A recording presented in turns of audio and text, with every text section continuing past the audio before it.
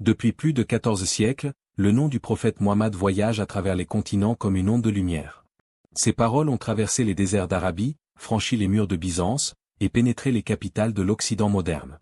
Elles ont été récitées dans les tentes des Bédouins, dans les palais des califes, et jusque dans les amphithéâtres des universités européennes. Toujours, elles ont suscité des réactions contraires, admiration, respect, mais aussi incompréhension. L'histoire du monde est marquée par ce double regard porté sur lui. Pour les uns, il est le sceau des prophètes, le modèle du juste, celui qui a rétabli la vérité du Dieu unique. Pour d'autres, il demeure un mystère, parfois caricaturé, souvent mal compris. Et cette incompréhension, bien qu'elle ait traversé les siècles, trouve encore écho dans le monde moderne. Nous sommes aujourd'hui au cœur de l'Europe sécularisée, là où le mot foi s'efface souvent devant celui de raison. Dans ce monde de verre et d'acier, où les valeurs spirituelles se diluent dans les slogans politiques, un dirigeant s'avance, Emmanuel Macron. Président d'une république qui se veut laïque, héritière de la Révolution, il se dresse en défenseur d'une liberté sans transcendance, d'une parole sans repère. Et dans ses discours, il évoque le prophète de l'islam, non pour le comprendre, mais pour le juger selon les critères d'un monde qui a oublié Dieu. Les caméras s'allument. Les micros s'y tendent. Le ton se veut républicain, mais les mots glissent vers le mépris. Ce n'est plus un débat, c'est une proclamation, une tentative de dominer le spirituel par le politique. Sous le drapeau bleu-blanc-rouge, on parle de liberté d'expression, mais dans les cœurs de millions de croyants, une blessure s'ouvre. Alors, comme souvent dans les moments de confusion, une voix se lève. Pas une voix criarde, pas celle de la colère, une voix calme, mesurée, mais tranchante comme la vérité elle-même. C'est celle du docteur Zakir Naik. Médecin de formation, penseur par vocation, il parle avec la précision du scientifique et la profondeur du croyant. Son accent indien traverse les écrans, ses mots percent les certitudes. Là où d'autres cherchent la confrontation, lui cherche la clarification. Là où certains défendent le prophète par l'émotion, lui le défend par la logique, le texte et la raison. Et c'est cela qui déstabilise, il ne crie pas, il démontre. Il ne condamne pas, il révèle. Dans un monde où la foi est souvent perçue comme l'ennemi de la pensée, il prouve que le Coran est un livre de raison avant d'être un livre de rite. Lorsque Zakir Naik parle, les citations deviennent des armes, les versets des éclairs. Chaque mot pèse, chaque preuve s'enracine. Devant les micros ou les foules, il ne s'excuse pas d'être musulman, il affirme l'islam dans sa pureté, dans sa cohérence, dans sa continuité avec tous les prophètes. Et tandis que Macron parle de laïcité, Zakir Naik parle de vérité. L'un évoque la République, l'autre rappelle la révélation. Deux mondes se font face, l'un, façonné par les discours politiques, l'autre, guidé par la parole divine. Mais ce n'est pas un affrontement entre deux hommes. C'est le symbole d'un dialogue millénaire, celui qui oppose l'orgueil humain à la sagesse révélée. Chaque époque a ses porte-paroles. Pharaon avait son Moïse, Nimrod avait son Abraham, et aujourd'hui, face aux dérives de la modernité, Dieu suscite encore des voix pour rappeler l'ordre du ciel. Dans la clameur du monde médiatique, Zakir Naik parle avec la langue de la raison et du cœur. Il ne répond pas à Macron comme un politicien à un autre, mais comme un serviteur de Dieu à celui qui a oublié de le servir. Il ne défend pas seulement le prophète Mohammed, il rétablit le sens du sacré, ce que le monde moderne tente d'effacer sous le vernis du progrès. Chaque mot qu'il prononce devient un miroir. Et dans ce miroir, chacun peut voir son propre reflet. Le croyant qui pleure, l'athée qui doute, le politicien qui se croit maître du sens, et l'humanité, fatiguée, qui cherche encore la vérité. Le décor est posé. Les caméras tournent. Le débat s'annonce. Mais ce n'est pas un simple échange d'opinions, c'est une rencontre entre deux visions du monde, deux conceptions de la liberté, deux définitions du respect. Et dans cette tension silencieuse, quelque chose se prépare. Une réponse qui ne viendra pas du bruit, mais de la clarté. Une réponse qui ne viendra pas de la colère, mais de la connaissance. Une réponse que seul celui qui connaît le livre peut donner. Le docteur Zakir Naik ne répond pas par la colère. Il répond par la preuve. Et cette différence est capitale. Dans un monde où les débats sont faits de slogans, de polémiques et de provocations, lui revient à l'essentiel, le texte, la logique et la vérité révélée. Là où d'autres réagissent dans l'émotion, il se tient dans la lumière du Coran, livre de raison et de sagesse. Dit, nous croyons en Dieu, en ce qui nous a été révélé, et en ce qui a été révélé à Abraham, à Moïse et à Jésus. Nous ne faisons aucune distinction entre eux. Sourate Al-Baqarah, 2, 136. Cette phrase, que beaucoup lisent sans la mesurer, contient une révolution spirituelle, elle annule la hiérarchie des religions humaines, elle rétablit l'unité du message divin. Le Coran ne vient pas pour nier la Torah ou l'Évangile, il vient pour les purifier de ce que les hommes y ont ajouté, et pour sceller la vérité une fois pour toutes. Et c'est là toute la différence. L'islam ne nie pas Jésus, il le rétablit dans sa vérité. Il ne le rabaisse pas, il le libère du malentendu. Le Coran honore Jésus, fils de Marie, comme un prophète de Dieu, né d'un miracle, porteur de la parole, mais non pas Dieu lui-même. Le Messie, fils de Marie, n'était qu'un messager. D'autres messagers sont passés avant lui. Sourate Al-Emida, 5, 75. Dans ces quelques mots, toute la théologie de la Trinité s'effondre, non pas sous le cri, mais sous la preuve. Et c'est ce que Zakir Naik répète avec la clarté du médecin qui expose un diagnostic. Le problème n'est pas que vous aimiez Jésus, dit-il, mais que vous confondiez le message avec le messager. Pour lui, le Coran et la Bible ne sont pas deux livres ennemis, mais deux chapitres d'une même révélation. Ce sont les hommes, dit-il, qui ont fait de ces textes des drapeaux de division. Car la vérité divine, elle, n'a jamais changé. Dieu est un, éternel, sans associé, sans incarnation. Et c'est là que la parole du docteur Zakir Naik devient un miroir pour l'Occident moderne. Macron parle au nom de la liberté d'expression, mais qu'est-ce que la liberté sans responsabilité morale? Qu'est-ce qu'une parole sans respect pour le sacré? Dans son exposé, Zakir Naik rappelle calmement que l'islam reconnaît le droit à la discussion, mais pas au blasphème. Il explique, preuve à l'appui, que le Coran appelle au débat. Appelle au chemin de ton Seigneur avec sagesse et belle exhortation. Et discute avec eux de la meilleure manière.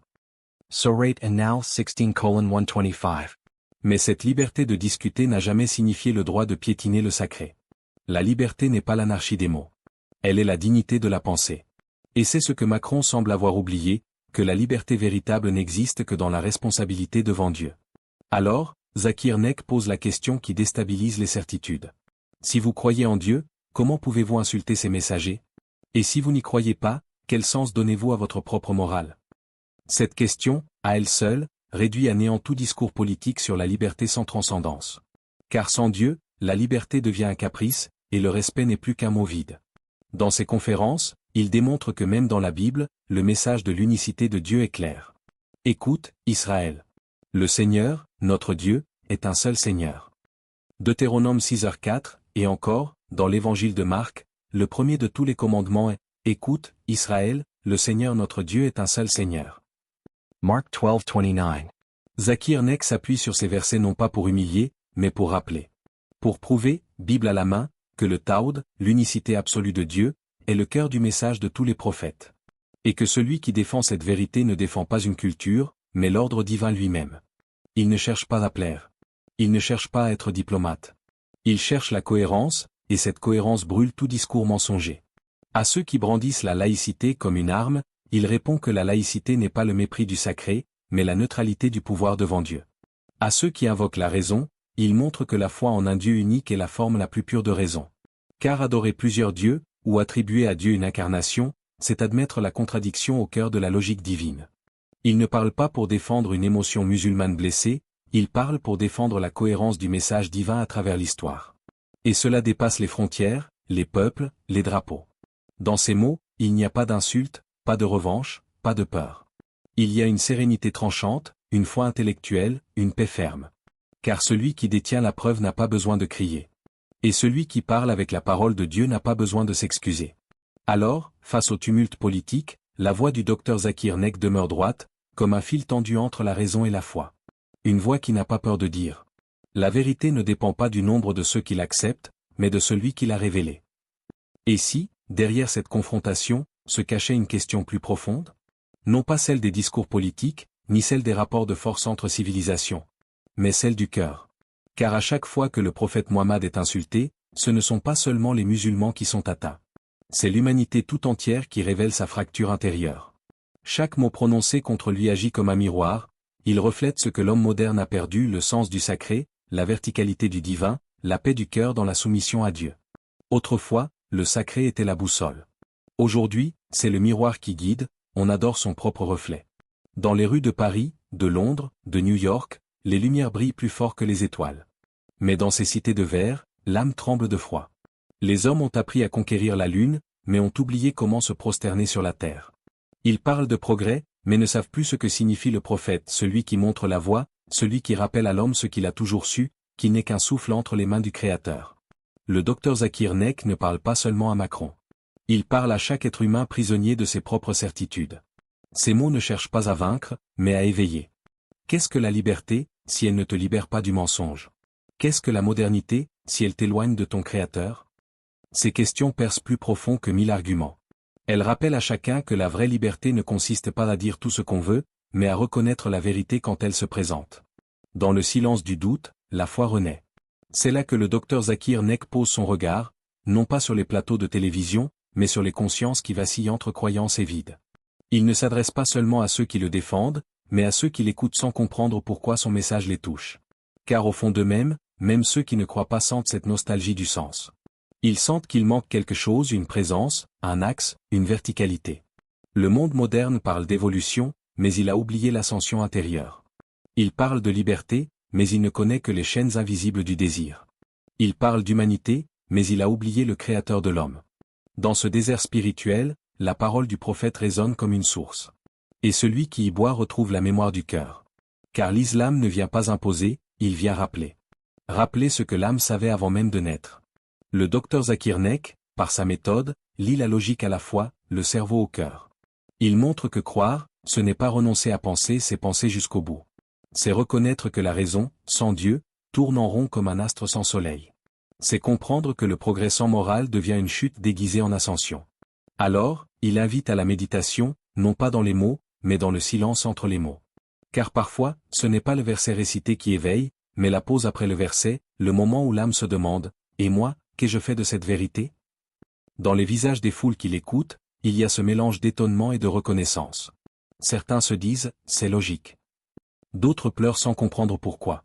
C'est que la foi, quand elle revient, ne passe pas par les oreilles, mais par la poitrine. Et dans cette ère où tout est bruit, musique, réseau, slogan, sa voix agit comme une pause divine. Elle ramène le silence sacré dans un monde saturé de sons.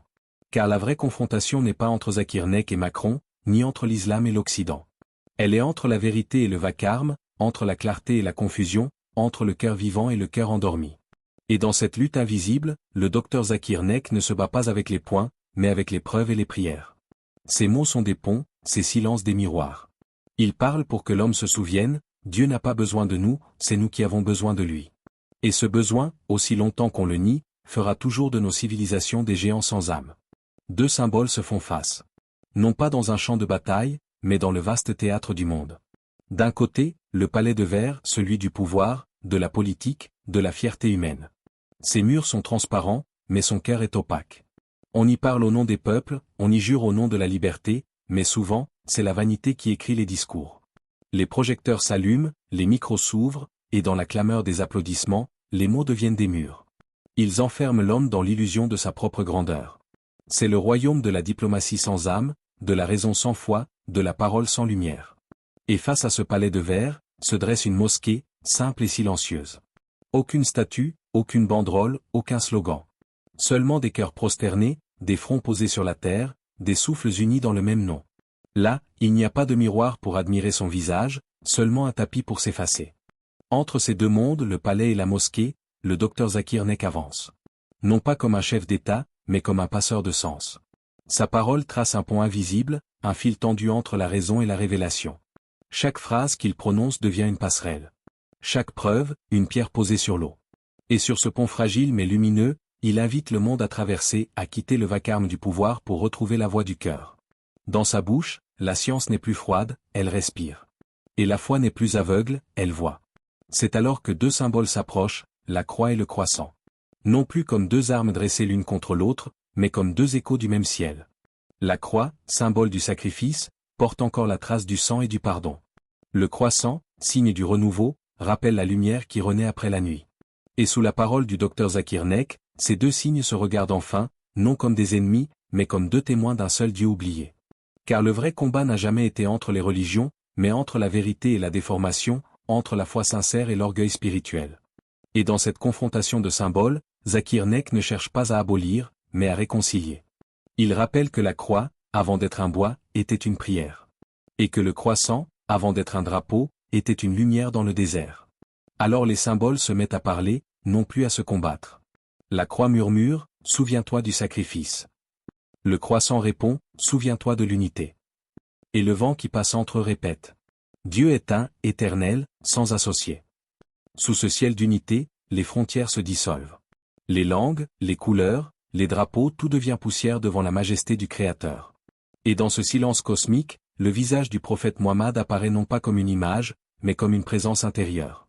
Il n'est pas le fondateur d'une religion, il est le sceau de la révélation. Son message n'est pas un cri contre le monde, mais une lumière pour le monde. La lumière du Tawhid, celle qui ne brûle pas mais éclaire, celle qui ne divise pas mais rassemble. Elle traverse les siècles comme une comète silencieuse, illuminant les cœurs sincères et les esprits libres. C'est cette lumière que le docteur Zakir Naik porte dans ses mots. Chaque verset qu'il cite devient une étincelle, chaque raisonnement, une étoile qui s'allume dans la nuit de l'incrédulité. Et soudain, le spectateur comprend, il n'assiste pas à un débat entre un croyant et un président. Il assiste à la rencontre du visible et de l'invisible, du temporel et de l'éternel. Macron parle depuis le sommet d'un palais. Zakir Naik parle depuis la profondeur d'une prosternation. L'un veut défendre l'honneur de la République, l'autre défend l'honneur du messager de Dieu. Et dans cette opposition, il n'y a ni vainqueur ni vaincu. Il y a seulement une vérité qui se dresse, pure, inébranlable, immobile comme une montagne de lumière. Au bout du chemin, il ne reste qu'une seule lueur, douce, infinie, indestructible, celle du Tawhid, le monothéisme absolu, l'axe du monde, le secret des cœurs sincères. Et cette lumière, nul ne peut la contenir, car elle ne se trouve ni dans les livres, ni dans les mosquées, ni dans les palais, elle vit dans ceux qui cherchent la vérité avec humilité. Le message du docteur Zakir Naik à Macron n'est pas une attaque. C'est un rappel. Un appel à la conscience. Car insulter le messager de Dieu, c'est insulter la vérité même que Dieu a révélée. Et dans un monde où la parole s'égare, il est des voix qui rappellent l'essentiel. La paix n'existe que dans la vérité. Et la vérité, c'est Dieu unique, et Muhammad est son messager.